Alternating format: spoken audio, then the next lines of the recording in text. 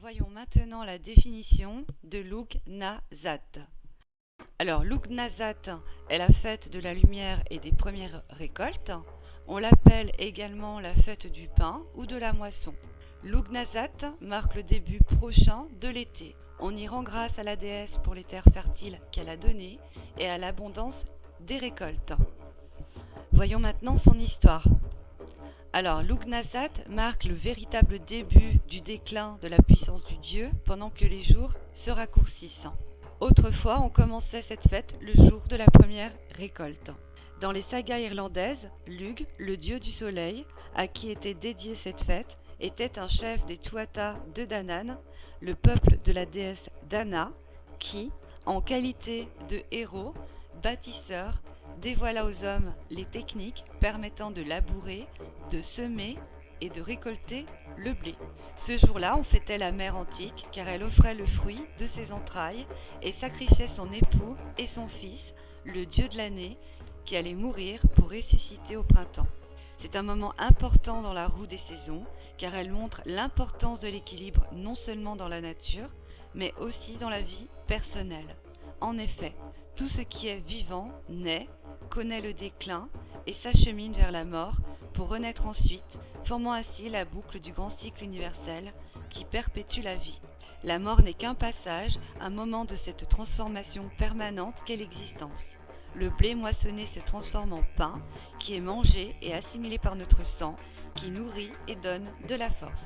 Dans de nombreuses régions d'Europe, et tout particulièrement en Allemagne, il existait un rite très ancien dit de la dernière gerbe, au cours duquel les moissonneurs évitaient de couper une grosse botte d'épis de blé qu'ils laissaient dans le champ, habillés en femmes, et à laquelle ils donnaient le nom de la mère du blé ou de la mère de la récolte. Tous les habitants de la région venaient danser autour de cette gerbe qui restait dans le champ en offrande pour remercier la terre-mère.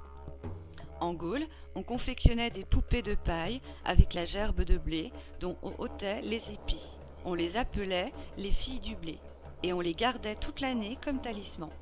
Pour Lughnasadh, en Écosse, en Irlande et dans d'autres pays celtiques, on mettait le feu à une roue symbolisant le soleil, puis on la faisait rouler en bas d'une pente en donnant une interprétation à sa trajectoire. Alors la couleur associée à cette cérémonie est le bleu et son élément, bien évidemment, est la terre que l'on célèbre. Alors je vais vous indiquer maintenant les informations et correspondances en relation avec Lughnasadh. Alors, ses autres noms, Lama, les déités liées à ce sabbat sont Lugh, Déméter, Cérès, Lucifer dans notre tradition, tous les dieux et déesses qui président aux récoltes et ou au soleil. Les encens liés à ce sabbat sont la sauge et le cèdre, ses arbres, le noisetier, le noyer et le saule, ses fleurs, la rose et la belladone, ses couleurs, le jaune, le orange, le bleu et le vert foncé, ses pierres, la jaspe rouge, la jade, la malachite, la citrine et la pierre de soleil, et sa planète, la Terre, et elle a comme astre le soleil. Nous allons voir maintenant comment fêter ce sabbat aujourd'hui. Alors, fêter Lughnasadh aujourd'hui. Alors, pour rappel, comme je vous l'avais précisé en début de ce cours, Lughnasadh se fête entre le 30 juillet et le 1er août. Alors, généralement, pour le fêter, on organise un petit feu de bois dans un endroit autorisé. Alors, il y a ensuite deux façons de le fêter, soit en intérieur, soit en extérieur. Alors pour le fêter en intérieur, je vous conseille d'organiser un petit autel sur lequel vous pourriez placer une nappe décorée avec du blé ou des dessins de fruits. Ensuite, vous pourriez y placer la statue représentant le dieu lié à cette fête. Alors dans notre tradition, nous allons placer la statuette de Lucifer.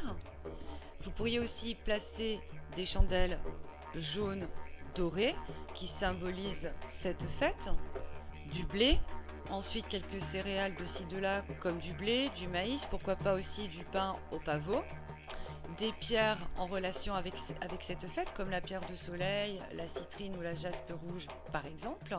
Quelques branches d'arbres symbolisant cette fête, comme le saule, le noyer ou le noisetier. Et enfin, brûler un encens de sauge ou de cèdre. Ensuite, vous pourriez cuisiner en cette occasion des recettes qui sont en correspondance avec ce sabbat, telles par exemple que le pain au pavot, un potage aux poireaux et aux pommes de terre, du maïs au feu, une poule au romarin et à l'ail, mais attention, dans notre tradition, beaucoup d'entre nous sont végétariens si ce n'est pas vegan, des œufs crémeux au miel, des carottes, miel, cannelle, une tarte au mûr de Brigitte, des muffins aux framboises, etc. Et puis comme boisson, bien, il sera intéressant de déguster du cidre. Ensuite, il ne vous restera plus qu'à enclencher une musique païenne celtique adaptée à ce sabbat et enfin à prier votre Dieu et pourquoi pas de lui demander que les mois qui suivent soient prospères pour vous si vous avez des champs bien qu'ils soient fertiles. Alors pour fêter ensuite ce sabbat à l'extérieur, il est conseillé, comme on le fait autrefois, d'organiser un feu de joie. Alors attention, dans un endroit autorisé, il faut faire attention, maintenant nous ne sommes plus au Moyen-Âge. Et pour concevoir votre hôtel, comme le propose Scott Cunningham dans la Wicca, vous pourriez par exemple créer un hôtel avec quelques pierres, avec quelques grosses pierres plates, dont une grande qui ferait la surface, et puis deux petites pour la maintenir. Ensuite, vous pourriez toujours prendre avec vous une petite valise dans laquelle vous auriez placé des chandelles jaunes, une statuette de Lucifer, des encens et puis des plats qui auront été préparés préalablement pour ce sabbat, qui sont en adéquation avec ce sabbat. Vous pouvez les mettre par exemple dans une glacière pour qu'ils restent bien au frais. Il ne vous restera plus qu'ensuite qu'à déballer vos accessoires et ingrédients et à fêter le sabbat. Vous pourriez aussi amener avec vous par exemple une petite chaîne Wi-Fi avec un CD dans laquelle vous passeriez des CD de musique celtique et puis restera plus qu'ensuite qu'à bien déguster vos repas avec vos amis Wiccans et pourquoi pas votre famille, pourquoi pas des non-Wiccans aussi, vous pourriez leur faire découvrir notre tradition spirituelle. Et enfin, il ne nous restera plus qu'à bien savourer votre repas. Vous pourriez danser, si vous avez des amis musiciens avec vous, les écouter jouer de la guitare ou du tambourin. Bref, festoyer à volonté jusqu'à ce que votre corps vous lâche. Voilà donc pour les conseils pour bien fêter ce sabbat. Vous trouverez en annexe les recettes en adéquation avec ce sabbat, ainsi que quelques clichés que j'ai pris moi-même lors de la célébration de cette cérémonie qui s'est déroulée ce 31 juillet dernier. J'espère d'ailleurs que vous apprécierez mes photos. Bien, j'espère que ce cours vous aura plu et si vous avez des questions, n'hésitez pas à les poster en commentaire. Merci de votre attention et à bientôt pour un prochain cours.